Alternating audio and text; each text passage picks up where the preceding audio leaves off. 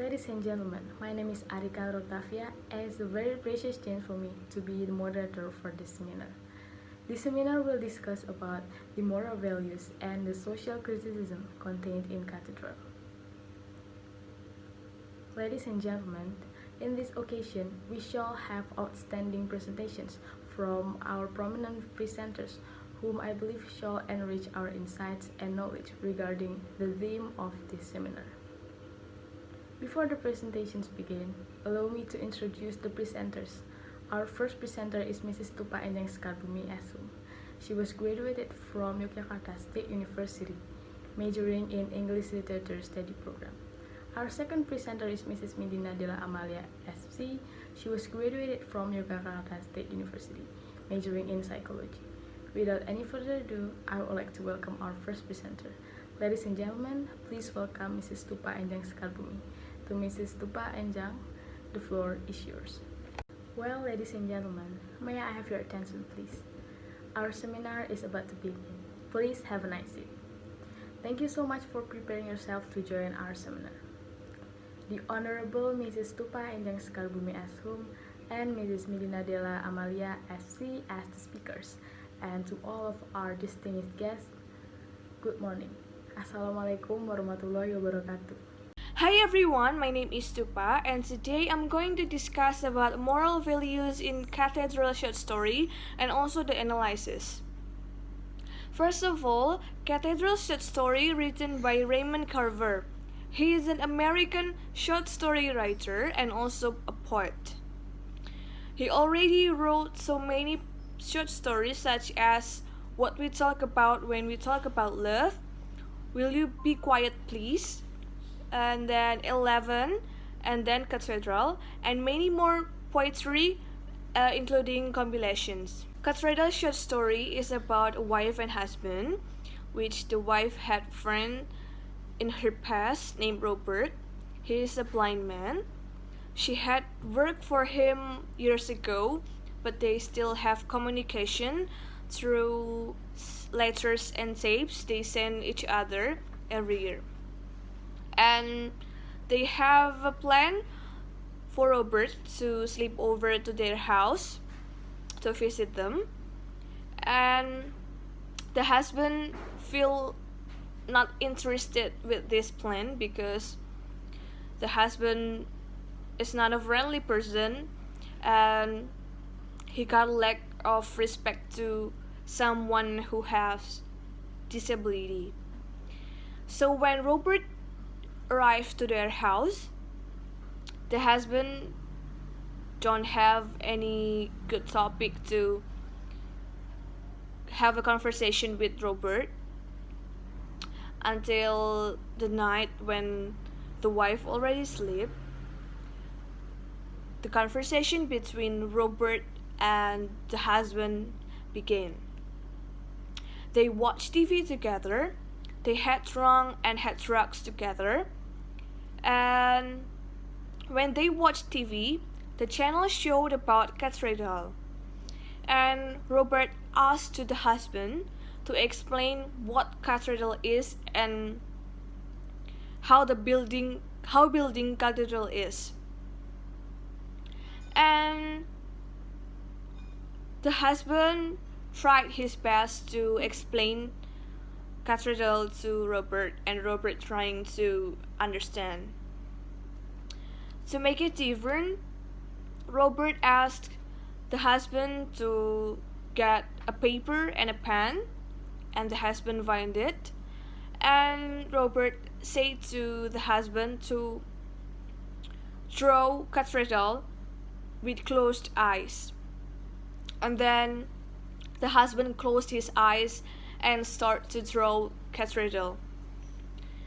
And he admitted that he found something different, something special when he closed his eyes and start to draw Cathedral. Friendship, communication, and blindness linked throughout this short story as themes, because the friendship between the wife and Robert dominated in this short story. The way they communicate, even though they are in distance, they send letters and tapes every year, and this is a new side of friendship for us. And then Robert, with his all limitations, he lived his life nicely, and this is so mind-blowing for people who doesn't really know about blind people. And there's a lot of message we can learn from Robert. There are three characters in this short story: the husband, the wife, and Robert. The husband has ignorant personality and he underestimates blind people. He thinks that blind people have same things, like they don't smoke and they always wearing black glasses. And he also underestimates Robert marriage, as mentioned in the text, and I will read it for you. It was a little wedding. Who wants to go to such a wedding in the first place? Just the two of them, plus the minister and the minister's wife on page 3. And then, at first glance, his eyes look like anyone else's eyes. But if you look close, there was something different about them. Too much white in the iris, for one thing, and the pupils seems move around in the sockets without his knowing or being able to stop it. Creepy. As I stared at his face, I saw the left pupil turn in towards his nose, while the other made an effort to keep in one place, but it was only an effort, for that one eye was on the room without his knowing it or wanting it to be. Page 5. For the second example, we can see it clearly that the husband assumed physically is a big issue.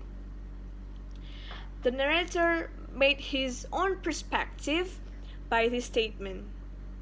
He leads opinion about disability, and this statement formed to make a social stigma about blind people. And the narrator perspective formed to the husband character. The wife has warm personality and she's so cared to Robert. She always trying to build communication with Robert, as mentioned in the text. But they keep in touch, she and the blind man. She made the first contact after a year or so on page 2. This statement formed because the wife trying to reply Robert's tapes and letters, even though they are in distance and they live separately far away. The last character is Robert. He has constructive personality because even though he is blind, but it doesn't mean that he can't do anything. And he always curious about anything around him. He loves to learn and traveling. For example, he visit the wife house.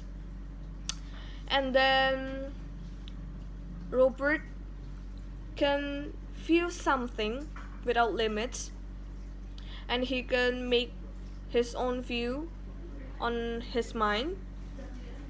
And the way they send letters and tapes to the wife to have communication, it made distance becoming nothing. It's not a big deal, even though he never see how long and how far away the distance is. Moral value that I can get from this short story: the first moral value is the love from Beulah, Robert's wife, to Robert. Because Beulah didn't see love from physical. He loved Robert like other people love their lover. And also Robert never know how Beulah's face is, but he still love her as her. As mentioned in the text, I will read it for you. All this without his having ever seen what the goddamn woman looked like. It was beyond my understanding. Hearing this, I felt sorry for the blind man for a little bit. And then I found myself thinking what a painful life this woman must have led. Imagine a woman who could never see herself as she was seen in the eyes of her loved one. A woman who could go on day after day and never receive the smallest compliment from her beloved. A woman whose husband could never read the expression on her face, be it misery or something better. On page 3. Some of us still judge people by her physical, especially to choose our lover. Where a good appearance, it doesn't mean he or she have a good attitude or personality. And then the next moral value that I can get from this short story is when Robert asked the husband to close his eyes and start to draw cathedral in closed eyes. Robert sees something different and he admits that he feels like in a room, but he feels like he inside nothing. As mentioned in the text, and I will read for you. My eyes were still closed. I was in my house, I knew that, but I didn't feel like I was inside anything. It's really something, I said. It means when we do something, probably we need to see from other perspective, not just from our perspective. That's why misunderstood often occur in our life, and this is the best way to reduce misunderstanding between us. And then the last moral value that I can get from this short story is this short story teach us an existence beyond limitation of physical things. We can make our imagination and point of view about something more than just in our mind, and not just from as what we can see. As Robert lived his life with his disability, he still do his best and learn many things that he couldn't see with his unlimited sight on his mind. And now I'm going to analyze this short story. The narrator has their own perspective, and it formed in this short story. He interpreted his thoughts as the husband. That's why there's a lot of irony statement in this short story. The husband has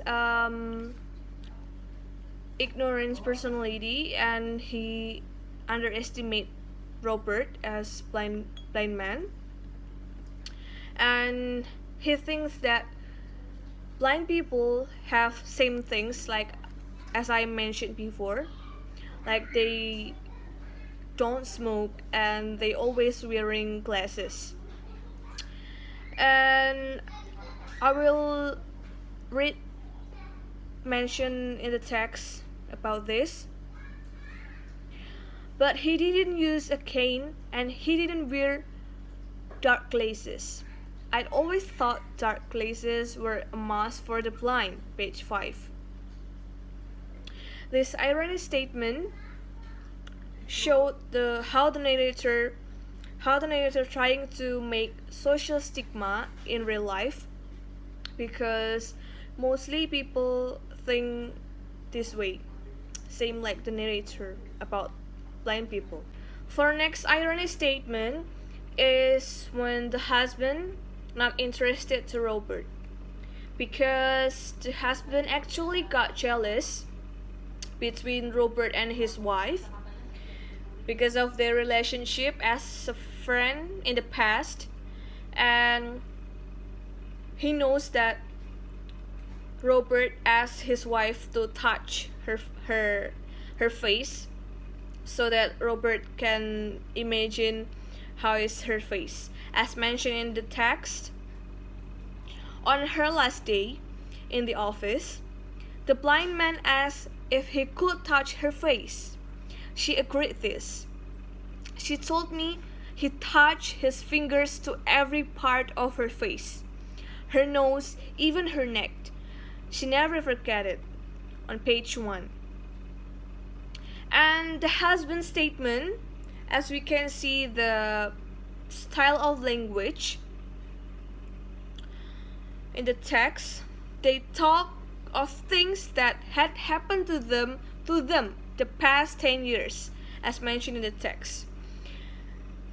This statement showed that the husband get jealous to Robert because Robert ever touched her wife's face and they have good relation. And the greatest ironic statement in the story is, of course, Robert, the blind man, sees more than anyone else. This theme is at least as old as Tiresias in Greek mythology, so it's likely older.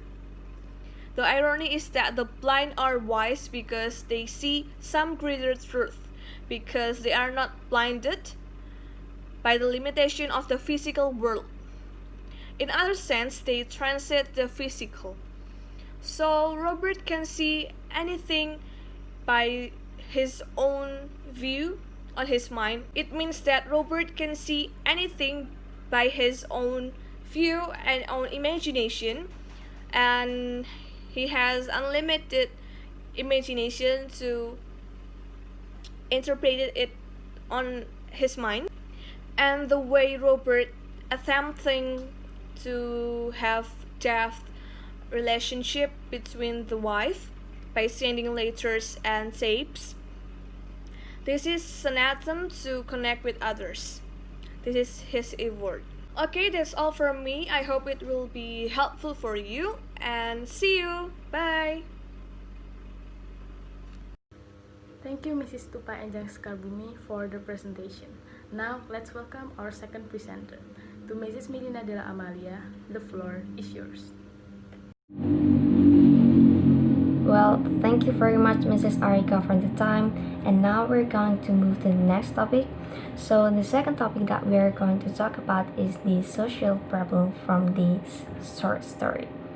Cathedral by Raymond Carver's bring prejudice as the main problem of this story. Prejudice is defined as an unjustified or incorrect preconception toward a member of a particular group. In reality, prejudice commonly appears as a negative reaction from an individual to another individual from a particular group. Common features of prejudice are negative feelings, stereotype belief, and a tendency to discriminate against a member of a group. In the end, prejudice brings a huge influence on how people would behave and interact with each other, particularly with those who have been defined as different by them. However, a person who is being under control by a prejudiced thought is not always aware of their internalized prejudice. Prejudice can be based on a number of factors.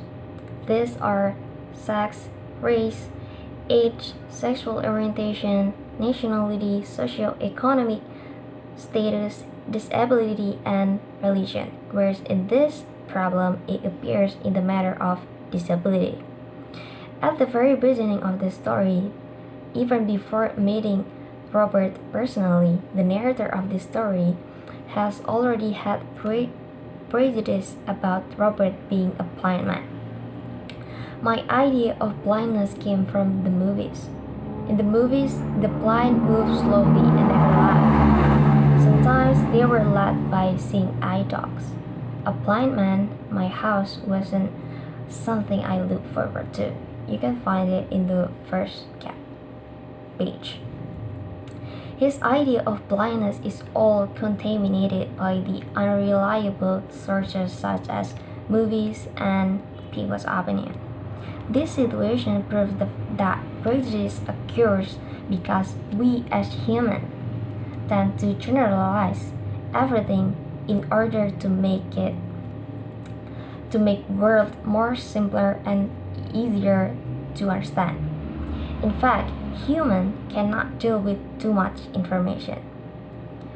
Being able to quickly categorize information allows us to interact and react quite quickly. But it also leads to mistakes. Prejudice and stereotyping are just two examples of the mental mistake that result from our tendency and quickly categorize information in the world around us. When people hold prejudicial attitude toward others, they tend to view everyone who fits into a certain group as being all the same. They can see each person as a unique individual. Now, the question is how to deal with prejudice. Well, you can try to be more empathic to members of other groups. By imagining themselves in the same situation, people are able to think about how they would react and gain a greater understanding of other people's action.